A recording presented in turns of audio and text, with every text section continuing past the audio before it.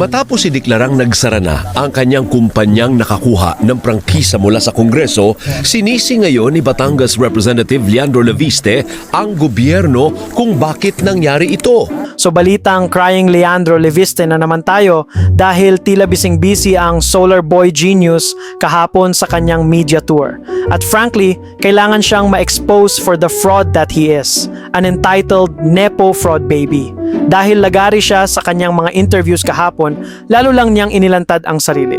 Sa interview niya kina Alvin El Chico at Doris Bigornia, sinisi niya ang gobyerno sa failure ng kanyang mga solar companies kahit na nabiyayaan na siya ng sandamakmak na prangkisa at kontrata noong panahon ni Digongyo. How's that for red tape? Isang 25-year franchise na super bilis na inaprubahan na may monopoly sa ilang areas at may kasama pang eminent domain at may dosi-dosenang kontrata at pribilehiyo pa. That's the nature of the business, na lahat man po ng mga kumpanya na kilala din ninyo ay nagpaplano at gusto sanang kumita kung magtayo ng bagong planta, pero dahil sa hirap ng pagnenegosyo sa Pilipinas at ginigipit nga ang ibang mga namumuhunan ng mga opisyal, ang lumalabas, hindi lang ako, buong industriya, hirap at kinakansela ang sariling mga proyekto. Alam ba ni Crying Leandro ang ibig sabihin ng red tape? Sinabi niya lang yan for PR kasi hindi siya challenge ng mga interviewer. So bakit siya feeling entitled? Why is a politically connected Nepo baby who easily cornered government privileges now whining about red tape? Either he's lying o bobo lang talaga siya.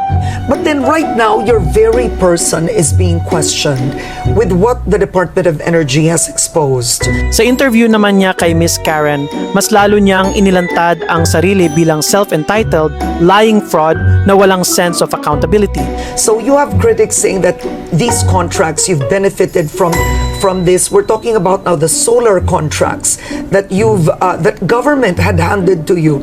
You've benefited through this by the influence of your mother, through nepotism, and yet and you've defaulted from these contracts. So, for example, in 2024, they were expecting 14,000 megawatts from your company, but supposedly Solar Philippines only produced 174 megawatts. Is that correct? There's many responses. Okay, go. First, it's not 14,000, it's a lower number. Okay. Second, do you know the number?